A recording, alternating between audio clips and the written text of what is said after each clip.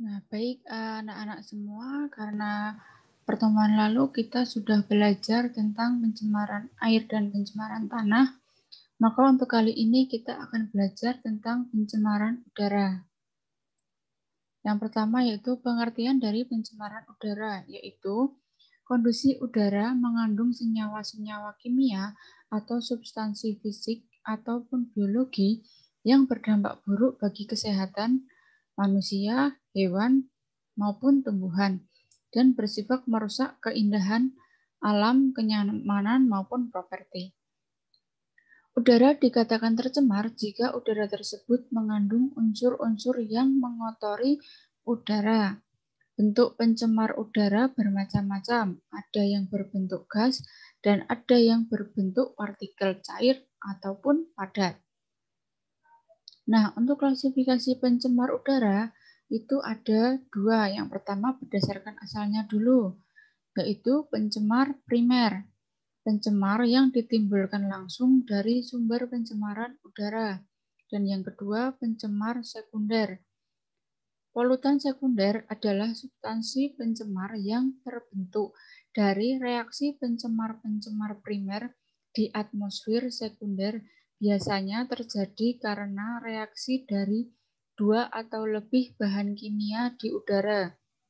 Misalnya, reaksi fotokimia. Sebagai contoh adalah disosiasi NO2 yang menghasilkan NO dan O radikal, sulfur dioksida, sulfur monoksida, dan uap air akan menghasilkan asam sulfurik. Nah, pada sumber bahan pencemar primer itu dapat dibagi lagi menjadi dua golongan besar, yaitu sumber alamiah dan sumber buatan manusia. Nah, yang alamiah itu apa? Itu seperti kegiatan gunung berapi, kebakaran hutan, dan juga yang lain-lain. Nah, dari kegiatan alami tersebut, bahan pencemar yang dihasilkan berupa asap, gas-gas, dan juga debu. Kemudian yang sumber buatan manusia atau kegiatan manusia yang menghasilkan bahan-bahan pencemar. Nah, kegiatannya seperti berikut. Yang pertama adanya pembakaran, yaitu seperti pembakaran sampah, industri, ataupun kendaraan bermotor.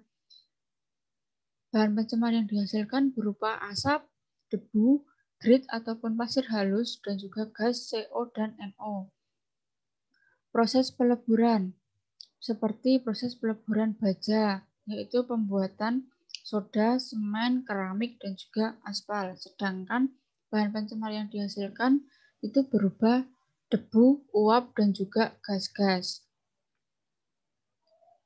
Selanjutnya adalah kegiatan pertambangan dan penggalian. Seperti tambang mineral dan logam, itu bahan pencemarnya berupa debu. Kemudian proses pengolahan dan pemanasan seperti pada proses pengolahan makanan, daging, ikan, dan lain-lain. Bahan pencemar yang dihasilkan terutama asap, debu, dan juga bau. Nah, bau ini pada biasanya tumpukan sampah yang terlalu banyak, maka menimbulkan bau. Itu juga termasuk polutan udara. Kemudian adanya pembuangan limbah, baik limbah industri maupun limbah rumah tangga. Pencemarannya terutama adalah dari instalasi pengolahan air buangannya. Sedangkan bahan pencemarannya yang terutama adalah gas H2S yang menimbulkan bau busuk. Nah, gas H2S itu adalah hidrogen sulfida. Kemudian polutan udara primer itu mencakup 90% dari jumlah polutan udara seluruhnya dan dibedakan menjadi 5 kelompok, yaitu adanya karbon monoksida, nitrogen oksida, hidrokarbon, sulfur dioksida, dan juga partikel. Klasifikasi pencemar udara yang kedua yaitu berdasarkan bentuknya. Ada bentuk gas dan juga partikel cair atau padat. Pencemar udara yang berbentuk gas adalah karbon monoksida, senyawa belerang SO2 dan H2S, senyawa nitrogen NO2, dan klorofluorkarbon atau CFC. Kadar CO2 yang melampaui tinggi di udara dapat menyebabkan suhu udara di permukaan bumi meningkat dan dapat mengganggu sistem dari pernapasan manusia. Kemudian, pencemaran udara berbentuk partikel cair atau padat. Partikel yang mencemari udara terdapat dalam bentuk cair atau padat. Partikel dalam bentuk cair berupa titik-titik air atau kabut yang anak-anak lihat setiap mungkin pagi hari. Nah, kabut dapat menyebabkan sesak napas jika terhirup ke dalam paru-paru. Partikel dalam bentuk padat dapat berupa debu atau abu vulkanik dari gunung berapi. Selain itu, dapat juga berasal dari makhluk hidup, misalnya bakteri, spora, virus, serbuk sari, atau serangga-serangga yang telah mati. Partikel-partikel tersebut merupakan sumber penyakit yang dapat mengganggu kesehatan dari manusia. Nah, coba anak-anak lihat dari keempat gambar di sini. Ada yang tahu ini gambar? Yang pertama ini gambar aktivitas industri ataupun pabrik. Kemudian adanya tumpukan sampah yang banyak, adanya pembakaran hutan dan juga banyaknya kendaraan-kendaraan di kota-kota besar. Nah, keempat gambar tadi yaitu merupakan dari penyebab pencemaran udara. Nah, faktor penyebab pencemaran udara itu ada dua, faktor alam dan juga faktor manusia. Faktor alam atau bisa disebut internal itu yang bersumber dari aktivitas alam. Contohnya abu vulkanik dari gunung berapi yang meletus, adanya gas-gas vulkanik atau debu yang berterbangan akibat tiupan angin, kemudian ada bau yang tidak enak akibat proses pembusukan sampah organik. Dan yang kedua, faktor manusia atau eksternal yang bersumber dari hasil aktivitas manusia. Contohnya, hasil pembakaran bahan-bahan fosil dari kendaraan bermotor, kemudian bahan-bahan buangan dari kegiatan pabrik industri yang memakai zat kimia organik dan anorganik, kemudian pemakaian zat-zat kimia yang disemprotkan ke udara yang terlalu berlebihan itu akan menyebabkan pencemaran udara. Kemudian adanya pembakaran sampah rumah tangga atau pembakaran hutan seperti pada gambar tadi. Nah, yang termasuk zat-zat pencemaran udara itu ada 8. Seperti di depan tadi ada karbon monoksida, oksida nitrogen, oksida belerang, partikulat, dan adanya partikel. Partikel itu juga ada macam-macam. Yang pertama ada aerosol, itu partikel yang terhambur dan melayang di udara. Kemudian ada kabut yang setiap pagi anak-anak lihat, itu adalah aerosol yang berupa butiran-butiran air dan berada di udara. Kemudian kalau hasil dari pembakaran sampah itu ada asap, itu adalah campuran antara butiran padat dan cair yang melayang dan berhamburan di udara. Kemudian kalau ada meja yang kotor itu karena debu, itu adalah aerosol yang berupa butiran padat dan melayang di udara. Kemudian adanya hidrokarbon, adanya klorofluorokarbon, adanya timbal, dan juga karbon dioksida. Nah, dampak dari pencemaran udara tadi apa saja? Yang pertama adanya hujan asam. pH biasa air hujan adalah 5,6. Karena adanya CO2 di atmosfer, pencemar udara seperti SO2 dan NO2 bereaksi dengan air hujan membentuk hujan asam dan menurunkan pH air hujan. Maka pH air hujan asam yaitu kurang dari 5,6. Dampak dari hujan asam ini antara lain yang pertama mempengaruhi kualitas air permukaan, kemudian merusak tanaman-tanaman di lingkungan sekitar, kemudian melarutkan logam-logam berat yang terdapat dalam tanah sehingga mempengaruhi kualitas air, tanah, dan air permukaan, kemudian bersifat korosid sehingga merusak material dan bangunan. Yang kedua adalah kerusakan lapisan ozon. Lapisan ozon yang berada di stratosfer merupakan pelindung alami bumi yang berfungsi memfilter radiasi ultraviolet dari matahari. Pembentukan dan penguraian molekul-molekul ozon O3 terjadi secara alami di stratosfer. Dampak selanjutnya adalah efek rumah kaca. Efek rumah kaca itu disebabkan oleh keberadaan CO2, CSV, metana, ozon, dan NO2 di lapisan troposfer yang menyerap radiasi panas matahari yang dipantulkan oleh permukaan bumi. Akibatnya, panas terperangkap dalam lapisan troposfer dan menimbulkan fenomena pemanasan global. Dampak dari pemanasan global adalah pencairan es di kutub, perubahan iklim regional dan global, juga perubahan siklus hidup flora dan fauna di lingkungan sekitar. Nah, upaya penanggulangan pencemaran udara itu ada beberapa usaha yang dapat dilakukan, yaitu mengurangi penggunaan bahan bakar fosil dan menggantinya dengan bahan bakar yang ramah lingkungan, misalnya biodiesel. Kemudian pengolahan atau daur ulang limbah asap industri.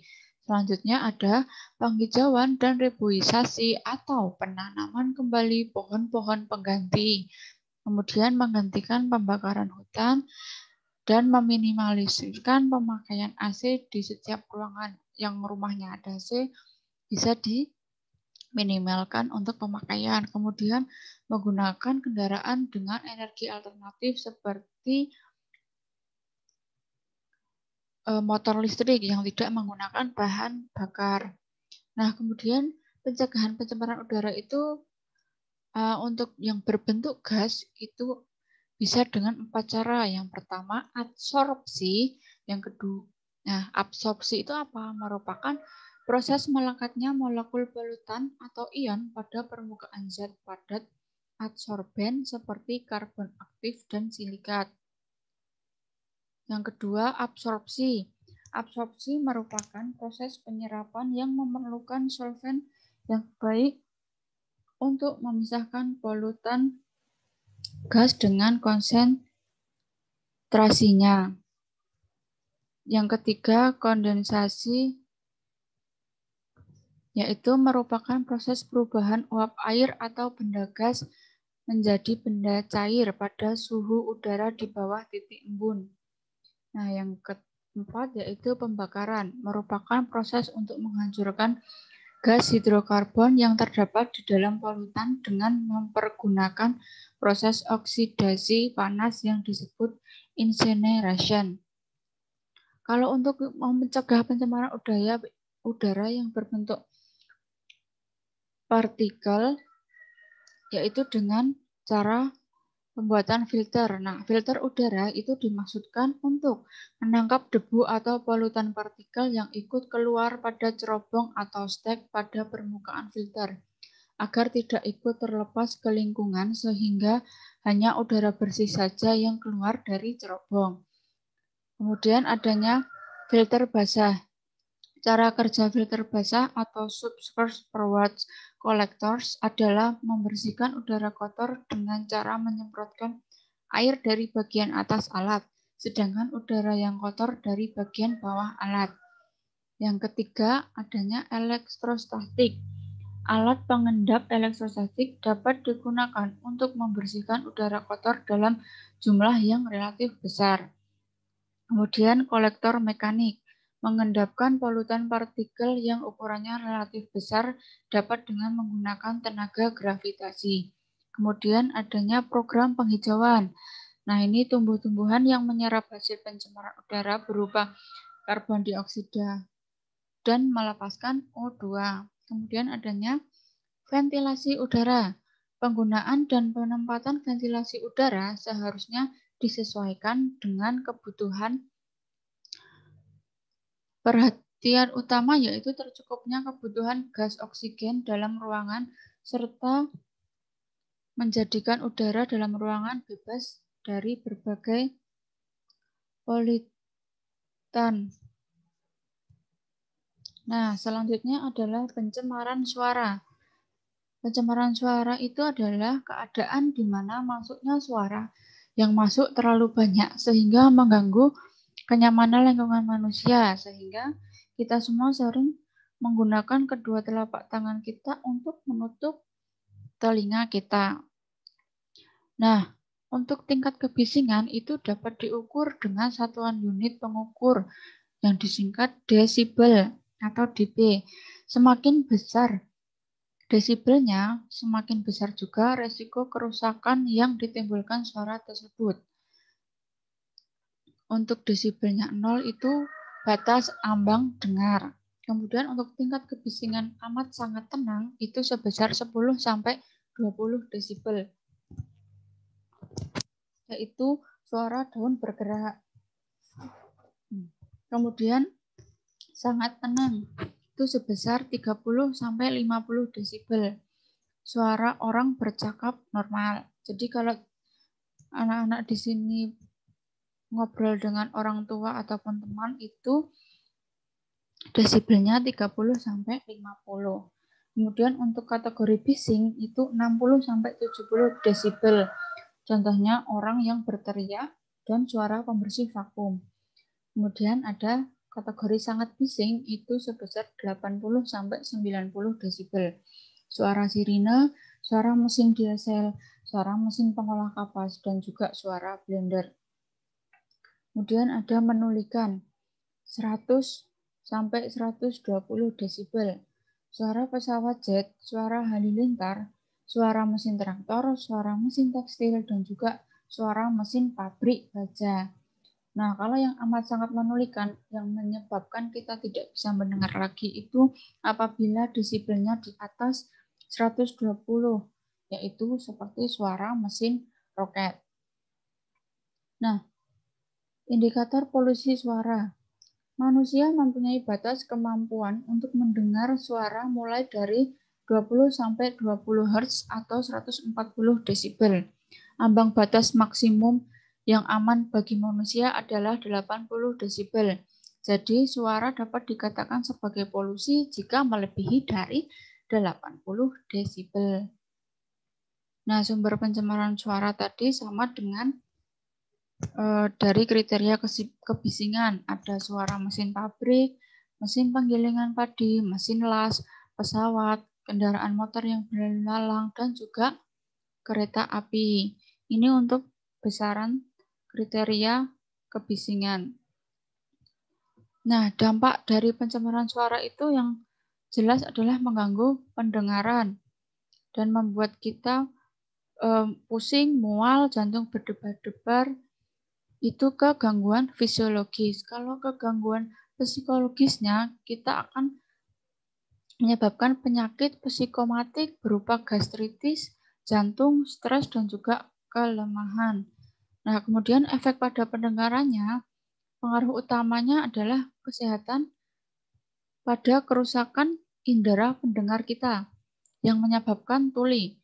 Mula-mula, efek bising pada pendengaran adalah sementara dan pemulihan terjadi secara cepat sesudah pekerjaan di area bising dihentikan. Akan tetapi, apabila bekerja terus-menerus di area bising, maka akan terjadi tuli, menetap dan tidak dapat kembali normal seperti biasa. Biasanya dimulai pada frekuensi 4000 Hz. Nah, untuk cara menanggulangi pencemaran suara itu dengan menggunakan alat dan bangunan peredam suara, biasanya ada kain wol.